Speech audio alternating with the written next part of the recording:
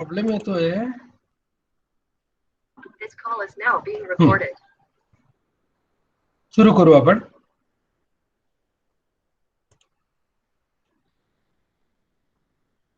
विशिष्ट वाङ्मय प्रकाराचा अभ्यास कविता या विषयाअंतर्गत आपण सामाजिक जाणीवेच्या कविता हा घटक चर्चेला घेतलेला आहे.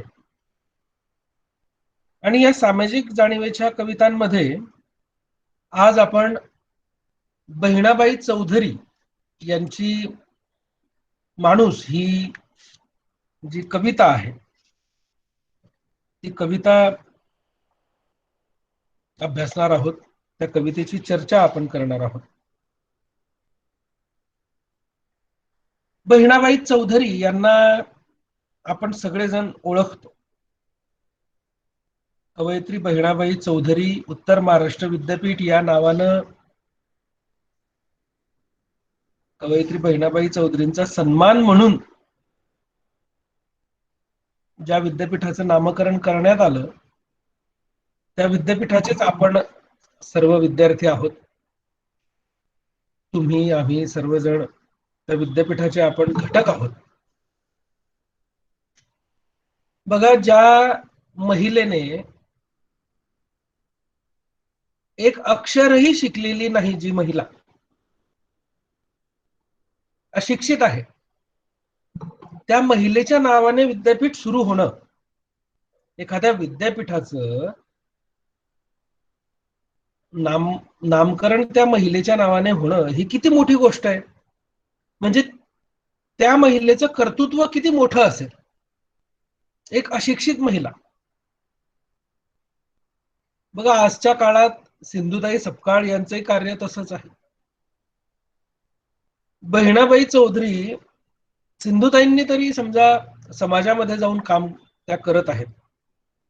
बहिणाबाई तर समाजापासून कितीतरी वर्ष अलिप्त होत्या, माहितही नव्हत्या की त्यांनी नेमकं काय मोठं कार्य केलेलं आहे हे समाजाला माहित सुद्धा नव्हतं.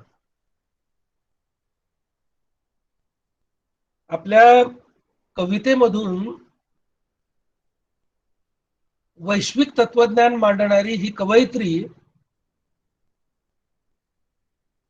तिच्या हयातीत तर लोकांच्या लक्षात नव्हतीच, परंतु त्यांच्या मृत्यूनंतरही अनेक वर्षांनी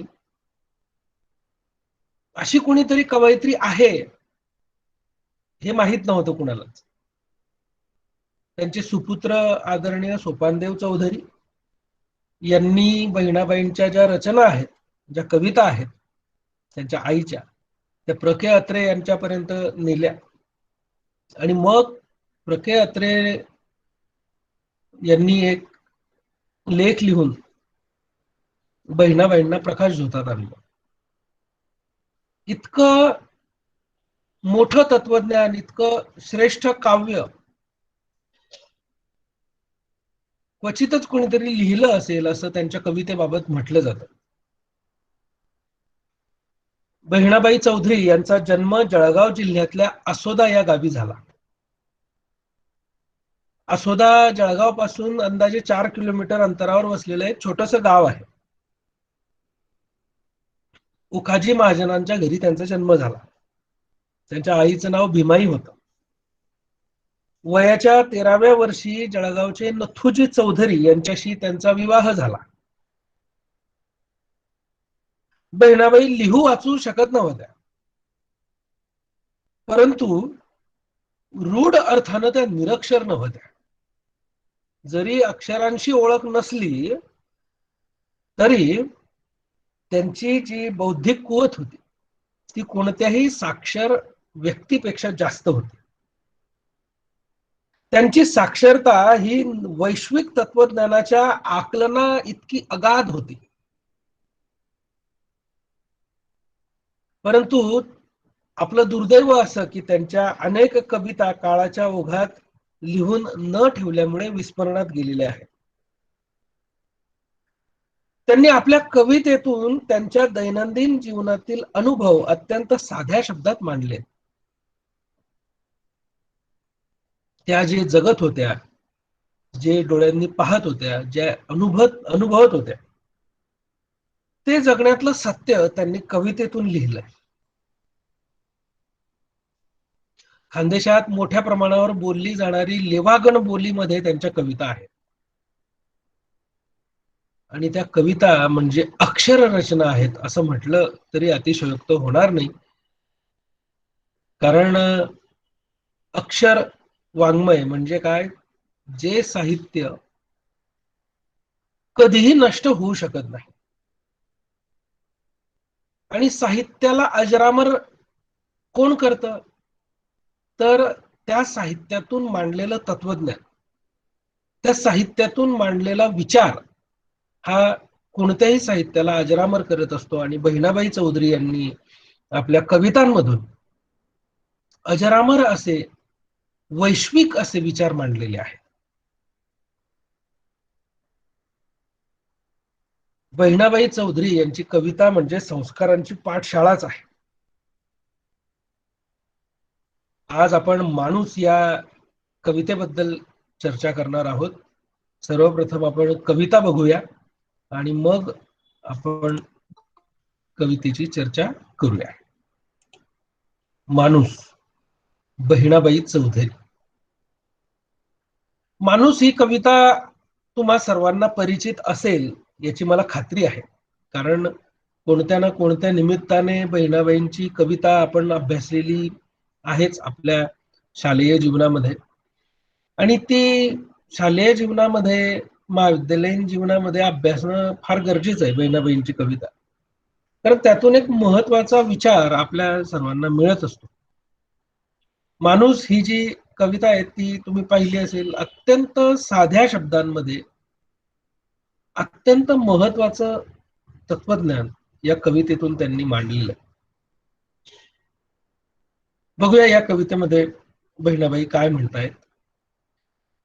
माणूस, बहिणाबाई चौधरी. माणूस माणूस मतलबी रे मानसा, तुले फार हावं तुझी हाका केलं आशा. माणूस माणूस मतलबी रे मानसा, तुले फार हावं तुझी हाका केलं आशा. मानसा मानसा तुझी नियत बेकार, मानसा मानसा तुझी नियत बेकार, तुझ्याहून बरं गोठ्यातलं जनावर. भरला डाडोर भुली सनी जातो सुद, खाई सनी चारा गाय म्हैस देते दूध. मतलबासाठी मान माणूस डोलय, इमानाच्या साठी कुत्रा शेपूट हालय. आणि शेवटचं कडवं आहे, मानसा मानसा कधी वशीन माणूस, लोभासाठी झाला माणसाचा रे कानूस. बघा किती साध्या आणि सोप्या शब्दांमध्ये आपल्या दैनंदिन जीवनातली, आपल्या सभोवतालची उदाहरणं देऊन बहिणाबाई चौधरी यांनी माणसाची नैतिक घसरण कशी झालेली आहे ती या कवितेतून दाखवली आहे.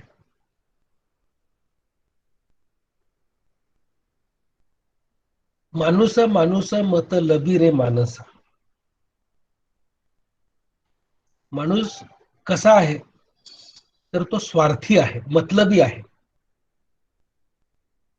हा आरोप त्या आपल्यावर करताय आणि तो आरोप खरा आहे. आणि आज बहिणाबाईंनी ही कविता लिहिली तो काळ कदाचित 1930, 1920, 25चा काळ असेल. तो अज्ञात काळ आहे, माहित नाही. त्यांनी त्यांच्या जे 1880 ते 1951 हे 70 वर्षांचं आयुष्य त्या जगल्या. त्या 70 वर्षांमध्ये कधी त्यांनी ही कविता लिहिली असेल आपल्याला माहित नाही. परंतु जेव्हा केव्हा लिहिली असेल त्यावेळी त्यांना जे जाणवलं, समाजाचं जे निरीक्षण त्यांनी केलं, त्याच्या चिंतनातून त्यांनी ही कविता लिहिलेली. आणि लिहिली म्हटली काय, लिहिली म्हणण्यापेक्षा त्यांनी हे गीत म्हटलेलं आहे. त्यांना लिहिता येत नव्हतच. त्यांच्या कविता त्यांच्या सुपुत्राने, आपली आई ज्या कविता म्हणायची त्या कविता आठवून आठवून त्यांनी लिहिल्या.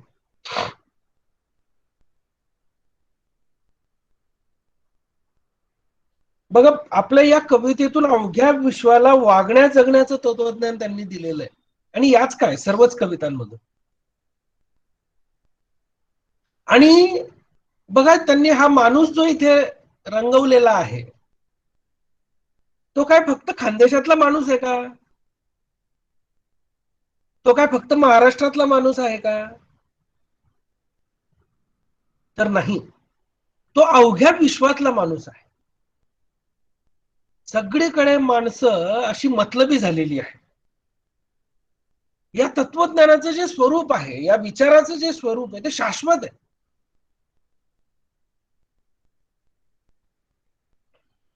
मानवी जीवन हे परोपकारानं भरलं पाहिजे.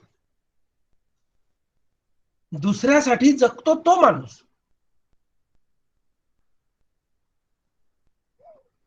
हा विचार त्या या कवितेतून देत आहे. आणि हा विचार देत असताना माणसानं निसर्गातल्या घटकांपासून काहीतरी शिकलं पाहिजे, हे सुद्धा त्या सांगतात. म्हणजे गोठ्यातलं जनावर असेल, गाय म्हैस असेल, कुत्रा असेल, हे सगळे निसर्गातले घटक आहेत. आणि त्यांच्यापासून आपण काहीतरी शिकलं पाहिजे. माणूस प्रसंगी लोभ आणि स्वार्थासाठी जे जे करतो ते मानव जातीला शोभणारं नाहीये. एक माणूस म्हणून आपल्या संस्कारांना साजेसं ते नाहीये. परोपकार आणि निस्वार्थ हे जोपर्यंत माणसाचं जीवित ध्येय होत नाही, त्याच्या मनातली वासना, त्याच्या मनातल्या इच्छा, त्याच्या मनातल्या आकांक्षा या जोपर्यंत कुठेतरी यांचा अंत होत नाही, तोपर्यंत माणूस माणूस होणार नाही. बघा, माणसाला माणसाकडे नेण्याचा प्रवास त्यांना अपेक्षित आहे.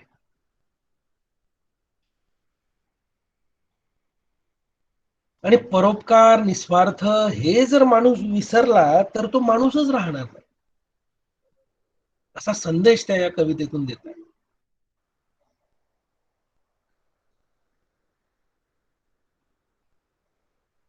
माणूस माणूस मत लबी मानसा, तुले फार हवं तुझी हाका केला आशा. बघा, माणूस इतका मतलबी आहे, इतका स्वार्थी आहे, इतका हावरट आहे की त्याच्या आशा, अपेक्षा, इच्छा यांना अंतच नाहीये. आणि आपली हाव पूर्ण करण्यासाठी तो कोणत्याही थराला जाऊ शकतो.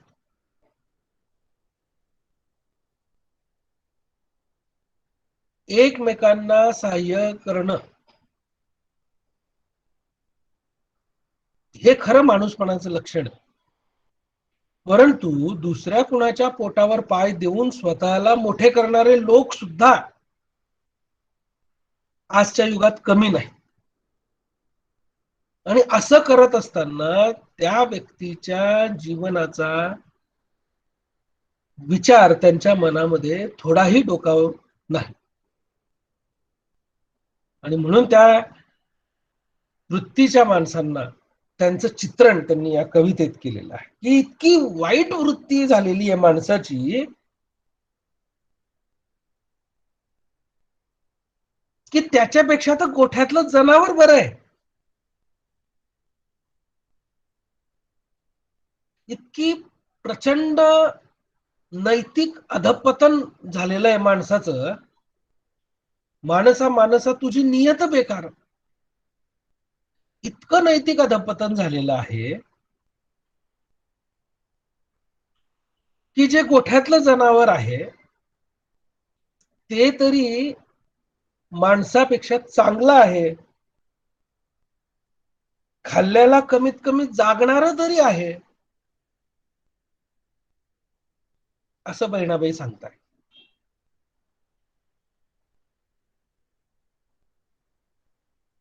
माणसामध्ये माणूसपणाचं कुठलंही लक्षण शिल्लक नाही असा आरोप त्या करताय. आणि हा आरोप करताना निश्चितच त्यांना काही आनंद झालेला नाही. नैतिक अधपतनाकडे निघालेला समाज पाहून कुणाला आनंद होत असेल?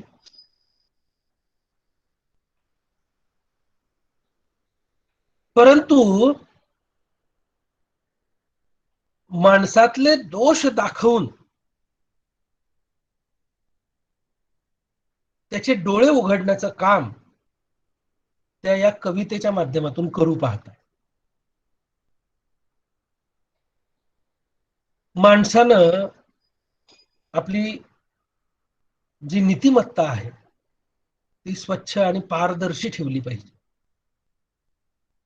आपल्या मनातल्या आशा आकांक्षा वासनांना त्याने तिलांजली दिली पाहिजे.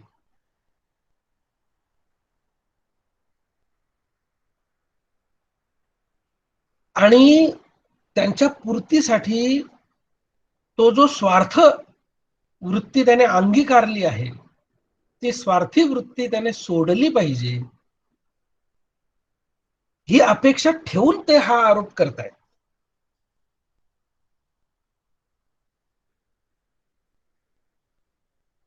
आणि खरं बोलणारा एक मित्र खोटं बोलून खोटं कौतुक करणाऱ्या 100 मित्रांपेक्षा तो खरं बोलणारा एक मित्र जास्त चांगला असतो.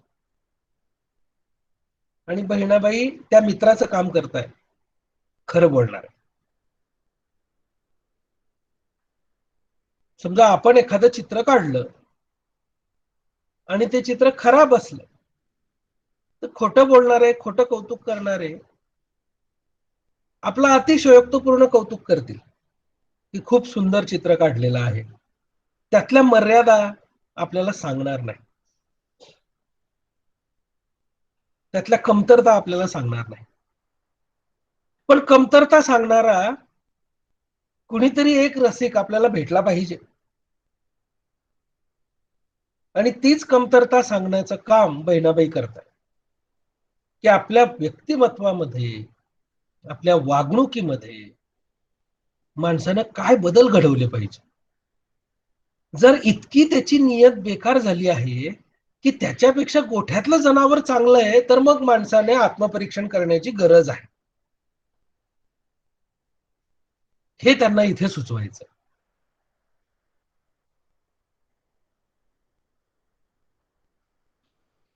भरला डाडोर भुली सनी जातो सुद, खाई सनी चारा गाय म्हैस देते दूध. बघा, भरला डाडोर हे म्हणत असताना गरज सरो वैद्य मरो या म्हणीची आठवण येते पहा. आपला वैयक्तिक स्वार्थ साधला, आपलं काम झालं की लगेच तो माणूस कृतज्ञ होतो. समोरच्याने आपल्यावर केलेल्या उपकाराची, त्यानं आपल्याला केलेल्या मदतीची थोडी सुद्धा जाणीव त्या माणसाला राहत नाही. हे जाणीव ठेवणं फार महत्वाचं आहे. बघा, पाश्चात्य संस्कृतीमध्ये थँक्स गिव्हिंग नावाची एक संकल्पना आहे. आणि जैन संस्कृतीमध्ये पर्युषण पर्व नावाचा एक उत्सव आहे.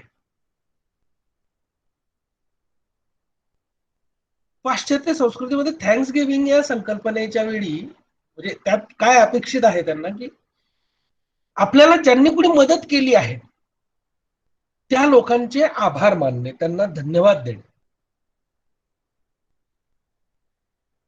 त्यातून काय होतं, तर ज्याने मदत केली आहे त्याला जर आपण आभार व्यक्त केले तर त्याला आणखी कुणाला तरी मदत करण्यासाठीची प्रेरणा मिळते. म्हणजे चांगुलपणा माणसाच्या मनामध्ये पेरला जातो का.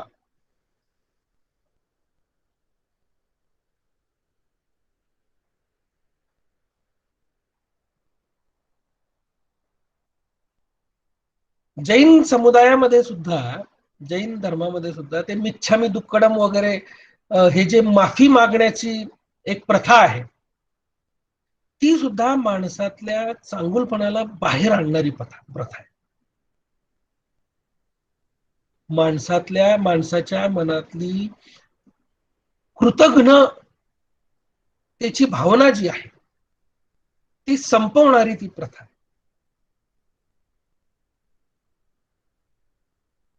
समोरच्या व्यक्तीचे मनापासून आभार मानणे म्हणजे समोरच्या व्यक्तीला आपल्याला मदत केल्याचं एक समाधान तर मिळेलच, परंतु आपण अशी मदत केल्यानंतर समोरच्याला जर आनंद मिळत असेल तर आपण सर्वांनाच ही मदत का करू नये, हा विचार सुद्धा त्याच्या मनामध्ये त्या नुसत्या एका कृतज्ञतेच्या, आभाराच्या शब्दांमधून ती इच्छा त्याच्या मनामध्ये उत्पन्न होते.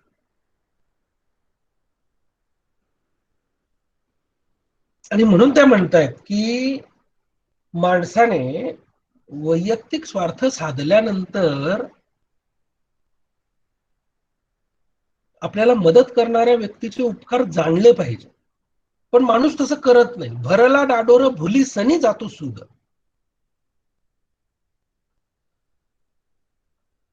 आणि मग माणसाची तुलना त्या गाय म्हशीशी करतायत बघा, की खाई सनी चारा गाय म्हैस देते. अरे गोठ्यामध्ये बांधलेली गाय म्हैस सुद्धा चारा खाल्ल्यानंतर दूध देते. मग मदत केल्यानंतर त्या माणसाने त्याची कृतज्ञता आपल्या मनाशी बाळगू नये.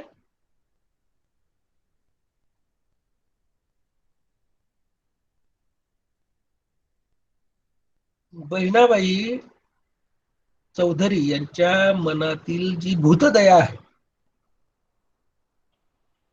आपल्या सभोवती वावरणाऱ्या पशूंमध्ये, प्राण्यांमध्ये जी संवेदना आहे ती किती चांगल्या पद्धतीने त्या जाणतायत बघा.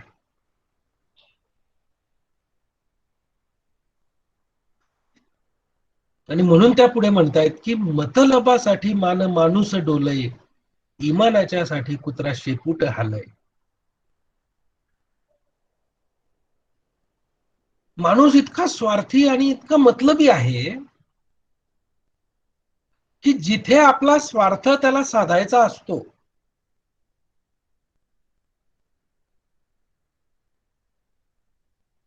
तिथे स्वार्थ साधत असताना तो त्याची मान होकारार्थी डोलवतो पहा, समोरच्याच्या होला हो मिळवतो.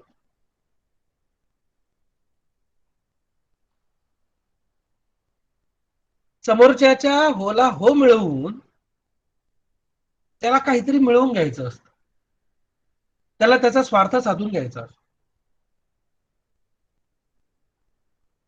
कुठला तरी मतलब त्याच्या या अशा वागण्यामागे असतो, कुठला तरी स्वार्थ असतो.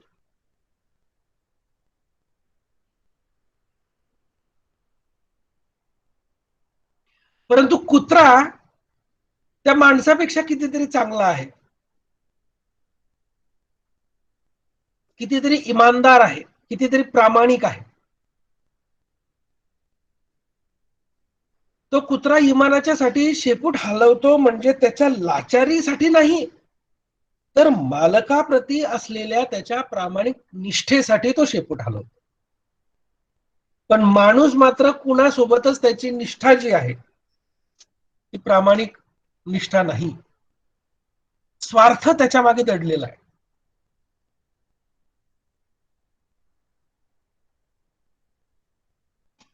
एखाद्या व्यक्तीला त्याच्या चुकांना चूक सांगणं हे न करता त्यानं केलेल्या चुकीच्या मांडणीला सुद्धा आपला होकार माणूस देतो, आपली सहमती दर्शवतो. ही जी त्याची वागणूक आहे ती अत्यंत चुकीची आहे.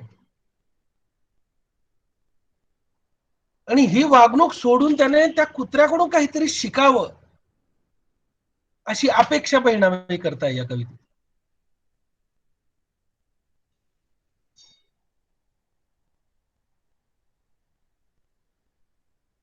आणि म्हणून ते शेवटी म्हणतात की अरे मानसा मानसा कधी वशीन माणूस, लोभासाठी झाला माणसाचा रे कानूस. माणूस स्वतःच्या स्वार्थासाठी स्वतःच माणूस पण विसरलाय. तो इतका स्वार्थी झालेला आहे की आपली काही नैतिक कर्तव्य आहेत हेच तो विसरून गेलेला आहे. ज्या कुटुंबामध्ये आपण जन्मलो, ज्या समाजामध्ये आपण जन्मलो, ज्या संस्कृतीचं वहन आपण करतो आहोत, त्या देशाने, त्या धर्माने, त्या समाजाने, त्या कुटुंबाने आपल्याला काहीतरी संस्कार दिलेले आहेत हेच तो विसरून गेलेला आहे. आणि तर हे तो विसरून गेलाय म्हणून तो माणूस पण विसरलेला आहे. आणि त्याच्यातला माणूस मेला, त्याच्यातली माणुसकी मेली म्हणून तो कानूस झालाय. लोभासाठी झाला माणसाचा रे कानूस. कानूस झालाय म्हणजे भावना शून्य झालाय, लोखंडासारखा, दगडासारखा. म्हणून माणसाच्या माणुसकीसाठीची ही कविता आहे बहिणाबाईंची.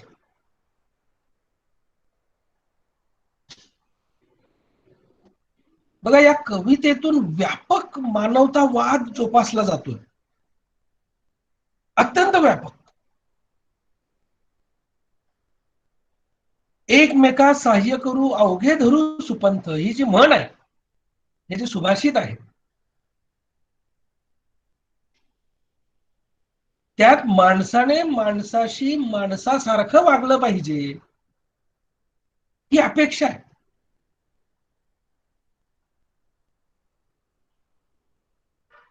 जात, धर्म, भाषा यांच्या पलीकडे जाऊन एका विश्वमानवाची निर्मिती बहिणाबाईंना अपेक्षित आहे. बघा, आजच्या परिस्थितीचा जर आपण विचार केला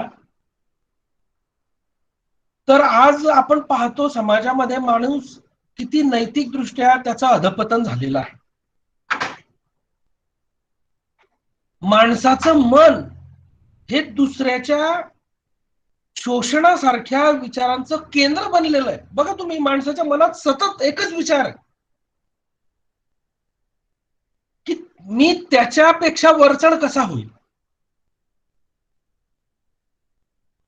आणि दुसऱ्यापेक्षा वरचढ होण्याची ही जी त्याची वृत्ती आहे, त्या वृत्तीने त्याला प्रचंड स्वार्थी केलेलं आहे, त्याचं प्रचंड नैतिक अधपतन केलेलं आहे. आणि ही जी हाव आहे ती मिटवण्यासाठी तो कोणत्याही थराला जायला तयार आहे. आणि हेच त्यांना नको आहे.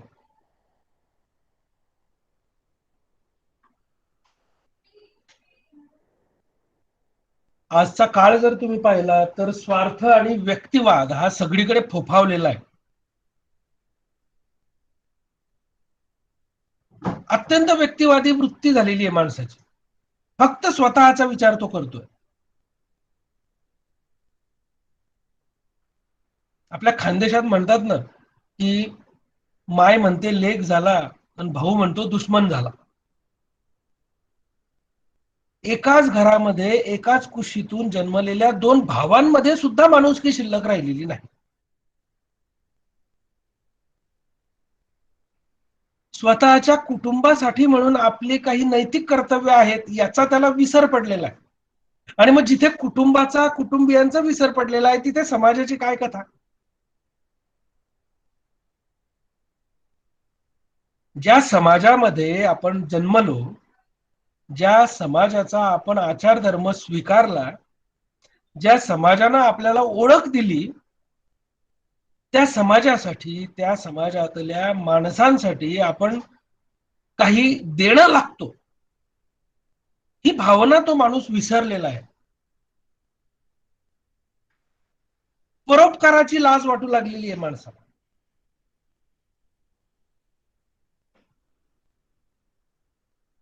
आणि परोपकार करत असताना आजच्या या तंत्रज्ञानानं भरलेल्या युगामध्ये आधुनिक समाज माध्यमांच्या प्रचंड आधुनिक समाज माध्यम आज ज्या पद्धतीनं फोफावलेली आहेत, त्या युगामध्ये तर माणूस हा स्वतः केलेले परोपकार हे लोकांपर्यंत फेसबुक, व्हॉट्सअप सारख्या माध्यमातून पोहोचवतोय. आणि तो जे पोहोचवतोय त्याची जी ही तळमळ आहे त्या गोष्टी लोकांपर्यंत पोहोचवण्याची, ती चुकीची.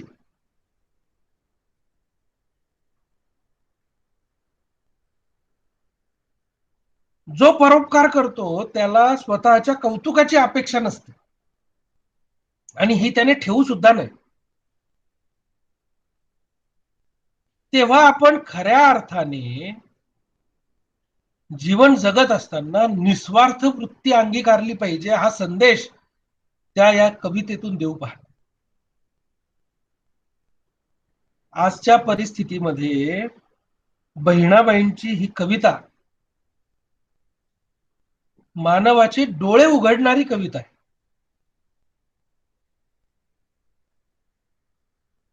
माणसाने माणसाशी माणसासारखं वागलं पाहिजे, हा संदेश देणारी ती कविता आहे. माणसाच्या ज्या वृत्ती आहेत त्या वृत्ती बदलल्या पाहिजे.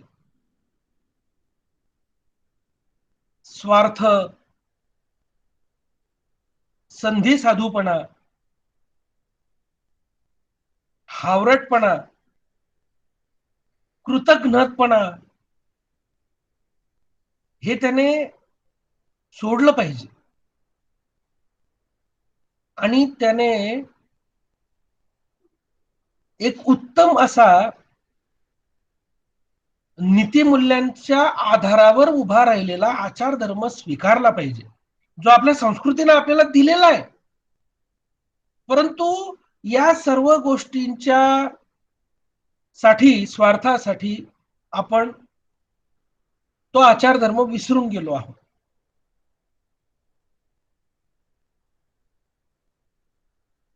आणि म्हणून माणसाला माणसासारखं वागण्यासाठी प्रेरित करणारी,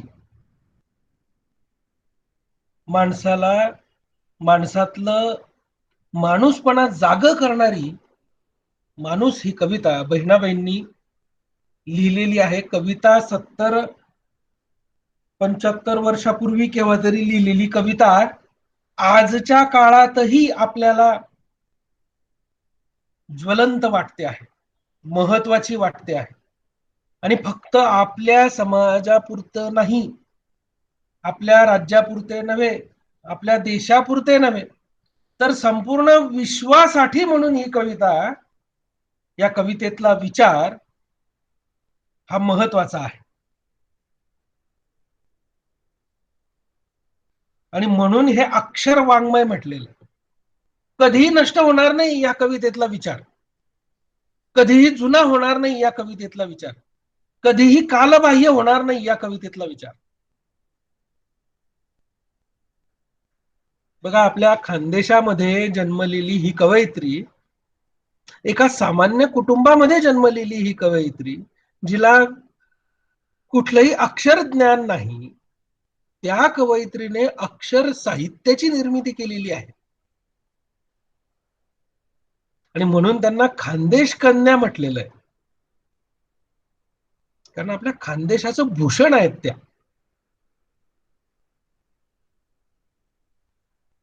अरे संसार संसार जसा तवा चुल्यावर, आधी हाताला चटके मग मिळते भाकर. किती मोठं तत्वज्ञान आहे.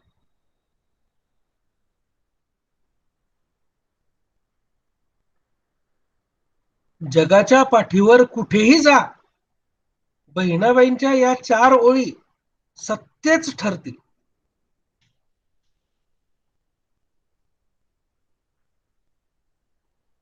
मेहनत केल्याशिवाय फळ मिळत नाही, हाताला चटके बसल्याशिवाय भाकर मिळत नाही, कष्ट केल्याशिवाय सुख मिळत नाही. हे जगाच्या पाठीवर कोणत्याही समूहामध्ये, कोणत्याही समाजामध्ये, कोणत्याही संस्कृतीमधलं हे त्रिकाल बाधित सत्य त्यांनी या 4च ओळींमध्ये मांडलेलं आहे बा.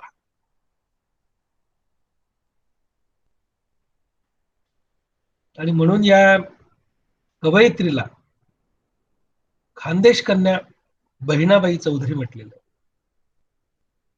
आणि म्हणूनच या कवयित्रीच्या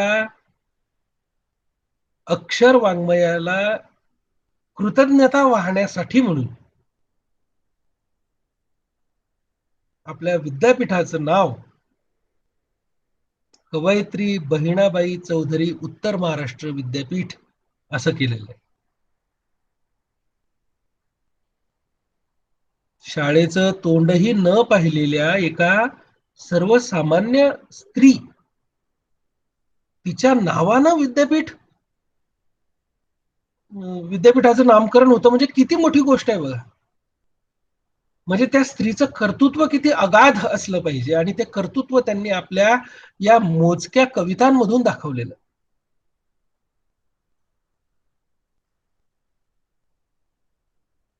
अशा या अक्षर वाङ्मयाची निर्मिती करणाऱ्या बहिणाबाई चौधरी यांना अभिवादन आपण करूया.